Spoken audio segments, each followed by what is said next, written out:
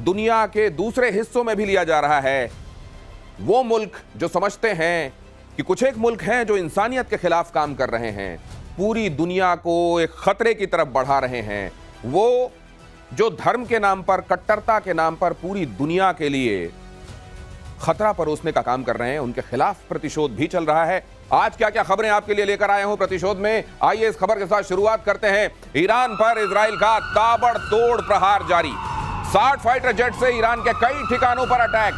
60 fighter jet, 60 fighter jet से Iran के कई ठिकानों पर अटैक। हमले में बैलिस्टिक मिसाइलों का भी इस्तेमाल। इजराइल के अटैक से ईरान के कई शहर धुआं धुआं। इजराइल ने कहा था कि अगर आपकी मिसाइलें इजराइल में आती रहेंगी तो फिर देखिए हम क्या करते हैं, और ये दिखाई दे रहा है। इस समय जो ये तस्वीर आप देख रहे हैं, देखिए तेहरान से उठता हुआ धुआं, ये बता रहा है कि अलग अलग जगहों का, खास तौर से राजधानी तेहरान का क्या हाल किया गया है, इस्फहान का क्या हाल किया गया है, फोर्डो का क्या हाल किया गया है।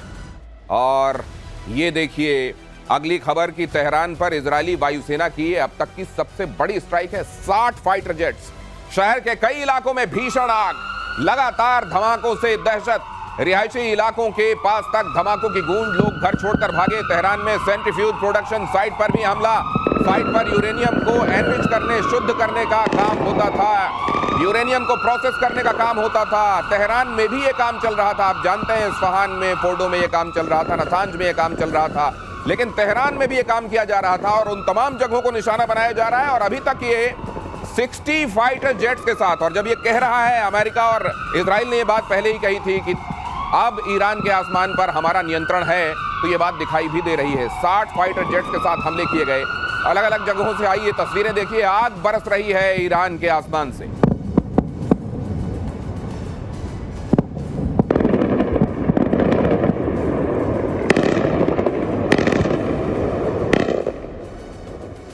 और अगली खबर, इजरायली एयरफोर्स के अटैक से ईरान का के इस्फहान में जबरदस्त धमाका। आईडीएफ के सटीक हमलों से पूरा शहर दहला।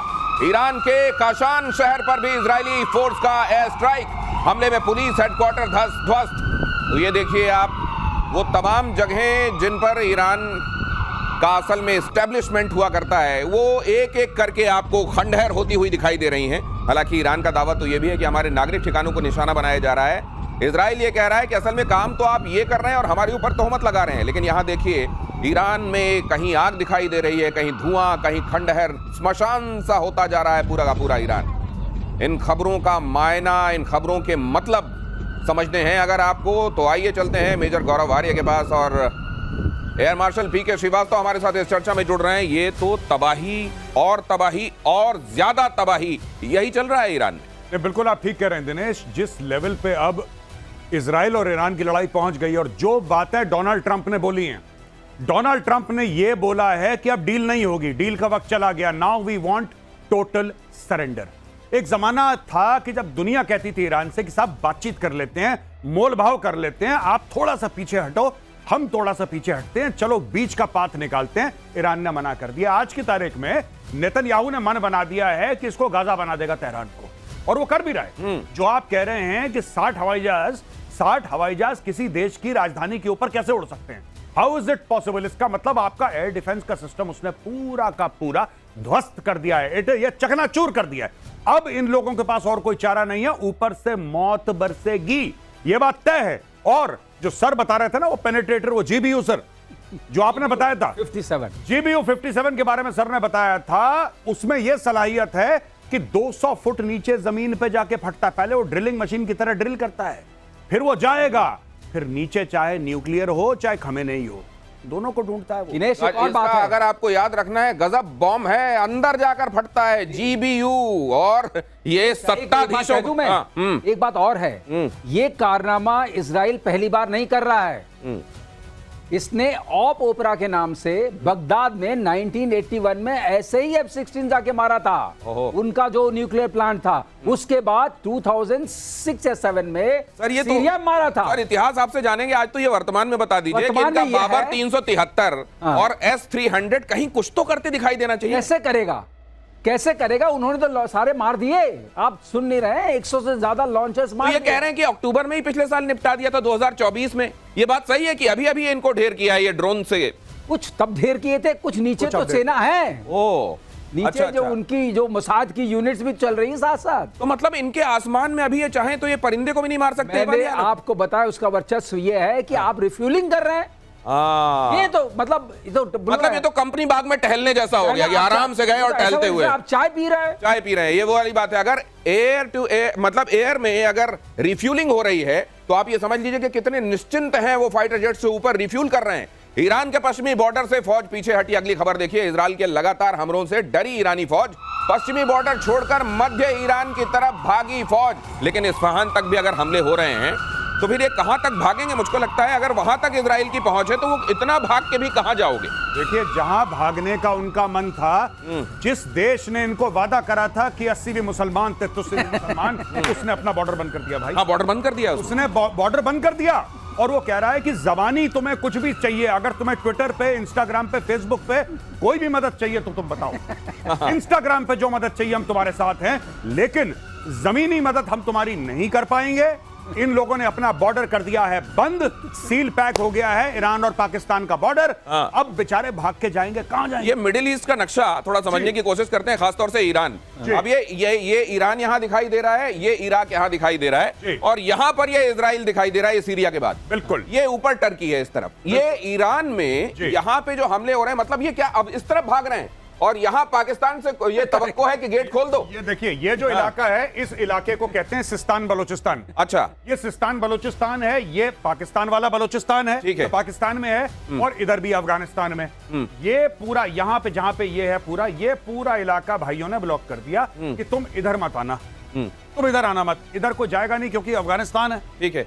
यहां पे सुन्नी मेजोरिटी है, हाँ। शियाओं के साथ क्या करेंगे आप भली भांति परिचित हैं। यहां पे इराक है, हाँ। इराक का वैसे ही बेड़ा गर्क हो रखा है, राइट। बहुत मुश्किल है। एक उनको उम्मीद थी पाकिस्तान से, पाकिस्तान ने इन्होंने पीठ पे खंजर उतारा। लेकिन वो पाकिस्तान वाले कह रहे हैं कि भाई साहब अगर यहां हमने कर दिया, हमको अपना पूरा फौज का ज्यादातर हिस्सा यहां डिप्लॉय करना पड़ेगा। इधर वाले में क्या होगा फिर? तहरीक तालिबान पाकिस्तान, उसके लिए फ्री फॉर ऑल हो जाएगा। और वहां मोदी जी कह रहे हैं कि ऑपरेशन सिंदूर खत्म नहीं हुआ। हाँ, ये भी सैंडविच कहते हैं इसको। हाँ, और नहीं, दूसरी बात और, जी। बेंजामिन नेतन्याहू ने कई साल पहले कहा था कि ईरान के पास और पाकिस्तान के पास न्यूक्लियर नहीं होना चाहिए। तो अब इस बात से पाकिस्तान में हड़बड़ी मची हुई है कि ईरान का तो जो हो रहा है वो हो रहा है, हमारा अगला नंबर है क्या?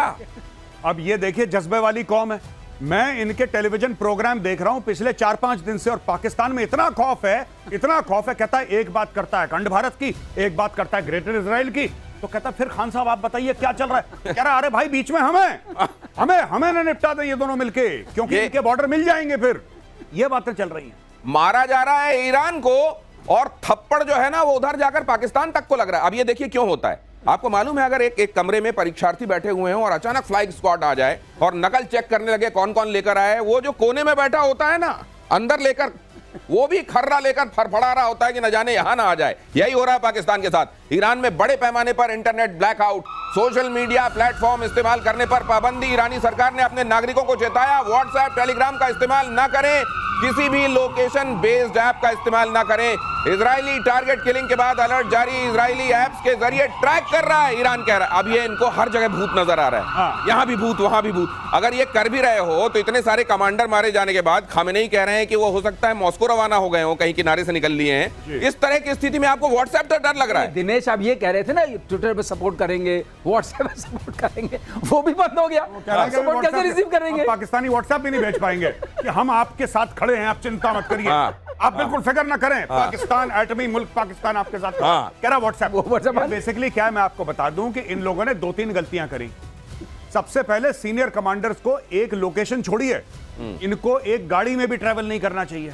ये भाई 5-5, 6-6 बिल्कुल जैसे अंगूर का गुच्छा होता है, अंगूर के गुच्छे की तरह ये लोग लटक रहे थे कमरे में। अब अंगूर का गुच्छा आप दिनेश भाई देखोगे आपके मुंह में पानी आएगा। बिल्कुल। इजराइल के मुंह में पानी आ गया। इजराइल ने वहीं पे बम मारा जहां पे अंगूर का गुच्छा था। एक साथ 5-5, 6-6 निपटे इनके। तो ये चीज हो गई। अब इनको डर लग रहा है कि व्हाट्सएप टेलीग्राम, अरे भाई चिड़िया चुग गई खेत, तुम्हारा जो खेल होना था वो खेल हो चुका है। अब व्हाट्सएप, अब एक बात बताइए, कोई बेचारा सब्जी बेचने वाला तेहरान में वो व्हाट्सएप चलाएगा, इजराइल उसकी लोकेशन जान के क्या करेगा? ये तो आपके जो सरकार वाले, और ये खुद ट्वीट कर रहा है, खामेनेई, मैंने अपनी ट्वीट में मैंने उसको बोला था कि सर ऐसा है कि आप कोई भी इलेक्ट्रॉनिक डिवाइस ऐसी अपने साथ लेकर मत चलना, और अगर किसी ने आपको कोई मोबाइल फोन गिफ्ट करा है ना कुछ दिन पहले, तो आप सबसे पहले उसको ठिकाने लगाओ, क्योंकि यहूदी ढूंढ रहे हैं आपको। ये Jews are looking for you।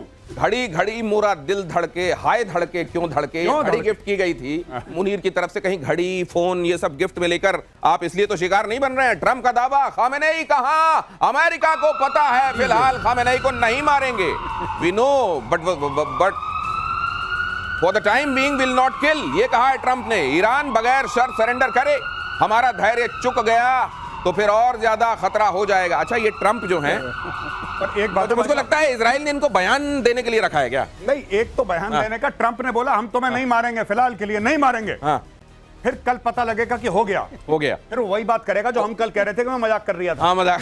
ठीक है, ये ट्रंप वैसे ही है, ये पलट जाएगा अपने बयान से। आज कह रहा है कि नहीं मारेंगे, नहीं मारेंगे, नहीं मारेंगे, और चुपचाप इजराइल को बोल रहा है कि अच्छा ये बड़ी मजे की बात आप कह रहे हैं। एक बात इससे जोड़ दूं, एक बात, ये पाकिस्तान में भी यही बात हो रही है कि भाई ईरान से तो ओमान में बात चल रही थी अमेरिका की, ओमान में बात चल रही थी, अगले दिन मार दिया। तो इधर का नाम नहीं ले रहे लेकिन यहाँ मार दे। अब ये बिल्कुल बात सही कह रहे हैं कि ट्रम्प कह रहे हैं कि तुम सुरक्षित हो, इसका मतलब खामेनेई को और चिंता कर लेनी चाहिए। मैं क्या हेलमेट पहन के बैठ जाओ, हाँ, तो यही डरने की पूरी बात है, वो कह रहा है कि पूरी बात है, क्योंकि ये जो ट्रंप है ये बोलता कुछ है, कहता कुछ है, सोचता कुछ है, और तीनों चीजों में कोई रिलेशन नहीं है इसके। इसकी जबान, इसका दिमाग, इसका दिल, इन तीनों का तार नहीं है, बीच में कटे हुए हैं तार इसके। ये दिल में कुछ महसूस करता है, दिमाग से कुछ सोचता है, बोलता कुछ है, सुनता कुछ है।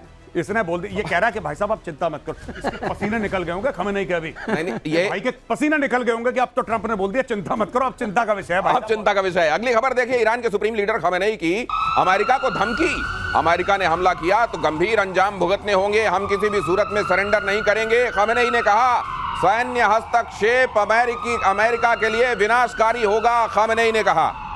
अगली खबर भी देख लीजिए, ईरान के सुप्रीम लीडर को लेकर बड़ा दावा, खामेनेई ईरान छोड़कर मॉस्को निकल लिए। सोशल मीडिया पर किया जा रहा है ये बड़ा दावा, और उसके सबूत के तौर पर एक तस्वीर भी रखी जा रही है जो मैं आपके सामने रखूंगा। लेकिन क्या खामेनेई के लिए ईरान में बंकर खत्म हो गए हैं? ये तस्वीर रखी गई है, देखिए। ये पीके श्रीवास्तव सर, आप इसको समझाइए जरा। UAE 129, ये कहा जा रहा है कि भाई साहब ये ईरान में, बाकी देखिए पूरा एयर स्पेस कहीं कुछ नहीं दिख रहा है, ये निकल प्लेन जा रहा है, ये निकल लिया मॉस्को की तरफ से, ये निकल लिया। हाँ, तो ये निकल लिया इसलिए क्योंकि वो खामेनेई चले गए, उन्होंने समझ लिया कि ये जो ट्रंप है ये विश्वसनीय नहीं है, कह रहा कि आप सुरक्षित। ऐसे ही ट्रंप ने कहा कि हमको लोकेशन पता है लेकिन हम कुछ नहीं करेंगे, वैसे उन्होंने लोकेशन बदल दी। दिनेश ये पूछिए गया क्यों मॉस्को? क्योंकि अभी पुतिन ने इनको हैप्पी बर्थडे कहा है ट्रंप को, अच्छा, तो उसका ख्याल रखते हुए उसने कहा मॉस्को ही सुरक्षित जगह है।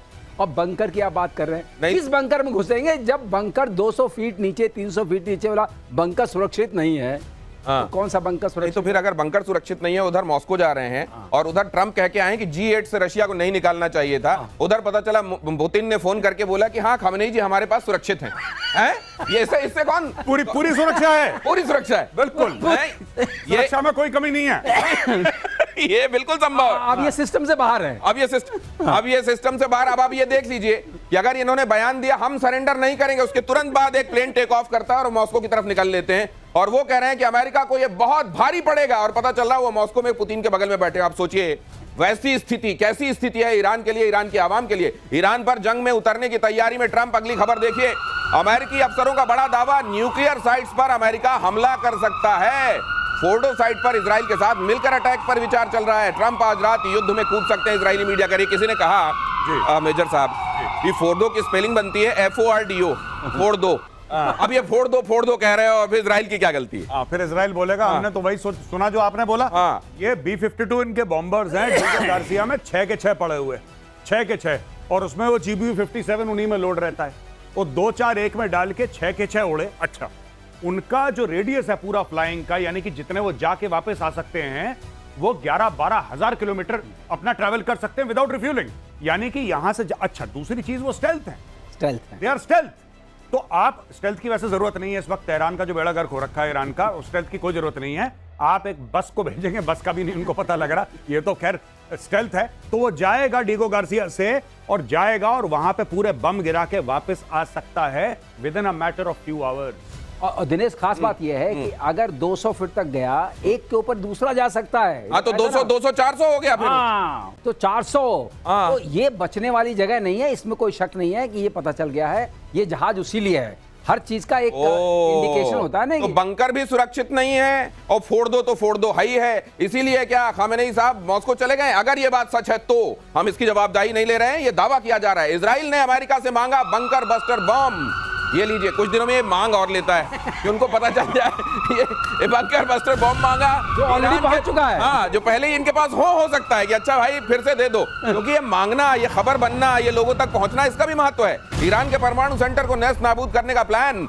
GBU-57A/B, यही बता रहे थे। अभी देखिए, सबसे बड़ा नॉन एटॉमिक बॉम्ब पहले गड्ढा खोदता है और अंदर जाके फूटता है और 90-100 फीट गड्ढा खोद देता है एक बार में। क्या सरलीकरण है। क्या सरलीकरण है। अमेरिका ने अभी तक इस बॉम्ब को इजराइल को देने को लेकर कोई फैसला नहीं किया। अगर यह बॉम्ब इजराइल के हाथ पड़ गया तो इससे ईरान में तबाही मच सकती है। ऐसी भी आशंका है कि अगर इजराइल ने इस बॉम्ब से परमाणु प्रतिष्ठानों को निशाना बना दिया तो ईरान में न्यूक्लियर रेडिएशन फैल जाएगा, तेरा तुझको अर्पण हो जाएगा, जो आम लोगों के लिए घातक हो सकता है। अब ये जो बना के बैठे हुए हैं अपने घर में, ये गए और एक आध फोड़ फाड़ दिया इन्होंने और रेडिएशन लीक हो गया, तो फिर ईरान तो पीढ़ियों तक रहने लायक नहीं रहेगा। नहीं, बिल्कुल। लेकिन ये देखिए, मैं आपको बात बताता हूं सीरियसली कि ये कभी ना कभी तो इनको करना है।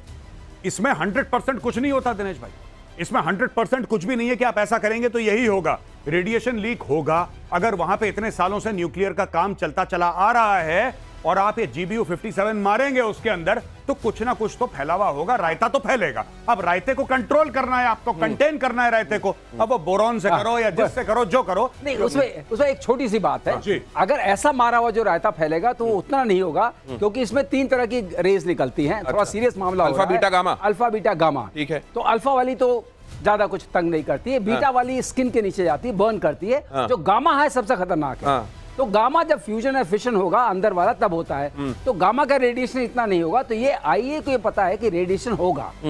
एक्सरे तो मेडिसिन वाला होता है, तो रेडिएशन होगा, लेकिन इतना खतरनाक नहीं होगा कि पूरे इलाके को कर दे। तो बोरान जो बताया गौरव ने, वो बोरान पड़ेगा तो अपने आप मामला। तो ये रायता फैलेगा तो उसमें बूंदी बोरान की होगी। अच्छा, इसमें एक और चीज मैं कह दूं, सर ने बोला, जब सर कह रहे थे ना कि इसमें 3 किस्म की रेज है, अल्फा बीटा गामा, मुझे लगा सर कहने वाले हैं 3 किस्म के रायते हैं। अल्फा बीटा गामा, और यही बात है, ये है सरलीकरण।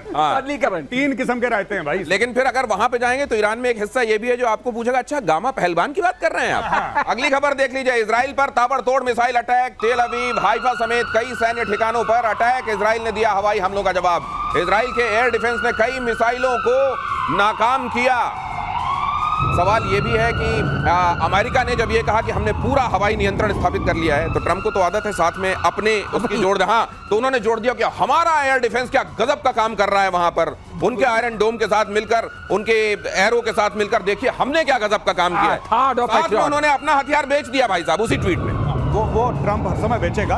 और ये जो आप देख रहे हैं टेलीविजन स्क्रीन पे जो तबाही है, आई थिंक ये इजराइल की इमेजेस हैं, या तो टेल अवीव हो या जेरूसलम हो, कोई और जगह हो इजराइल की। ये इजराइल ने फैसला करा है कि हमें एक बार नुकसान होगा, और ये वो समय है जब वो हमें नुकसान होगा और भारी नुकसान होगा, और एक बार अपने इतिहास में पूरा कि ये हमें नुकसान दर्ज करवाना है। क्योंकि इसके बाद देखिए, आपने हमास खत्म कर दिया, आपने हिजबुल्लाह खत्म कर दिया, मैं इजराइल की बात कर रहा हूं। आप जिस दिन ईरान के इस शैतानी रजीम को, खमेनेई की शैतानी रजीम को आप खत्म कर देंगे, उसके बाद आपके लिए कोई भी खतरा नहीं है। Then you can live in peace, क्योंकि इजिप्ट के साथ इनका पीस है, जॉर्डन के साथ इनका पीस है, इनका सबके साथ पीस है। प्रॉब्लम सिर्फ इनके लिए ईरान है। अब ये पड़े, अच्छा ये फायर करेंगे, वहां पे बिल्डिंगें टूटेंगी, लोग मरेंगे, और ये सब इजराइल ने एक्सेप्ट कर लिया। ये एक्सेप्टेड इट। ये इतना एट्रिशन होगा, ये नुकसान हमको होगा, ये कॉस्ट बेनिफिट एनालिसिस पहले कर लिया गया है। उसके बाद ये देखिए, दोनों तरफ आप देखिए, इजराइल ईरान वॉर में जो चल रहा है, दोनों तरफ तस्वीरें मैं आपको दिखा रहा हूं। इजराइल में निश्चित रूप से नुकसान वहां की, और सुनिए और देखिए ना तस्वीरों को।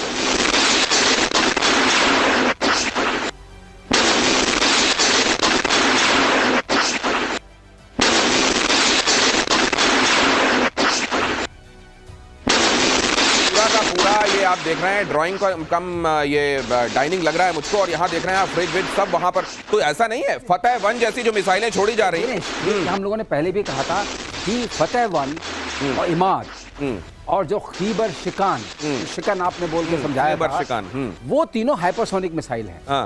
और वो तीनों पेनिट्रेट कर सकते और इसमें भी सर ये पहले ये कर रहे हैं कि पहले छोटी मिसाइलें और ड्रोन भेजते हैं, एंगेज करते हैं डिफेंस थोड़ा सिस्टम को, engage- और उसके बाद इनको भेज देते हैं। हाँ,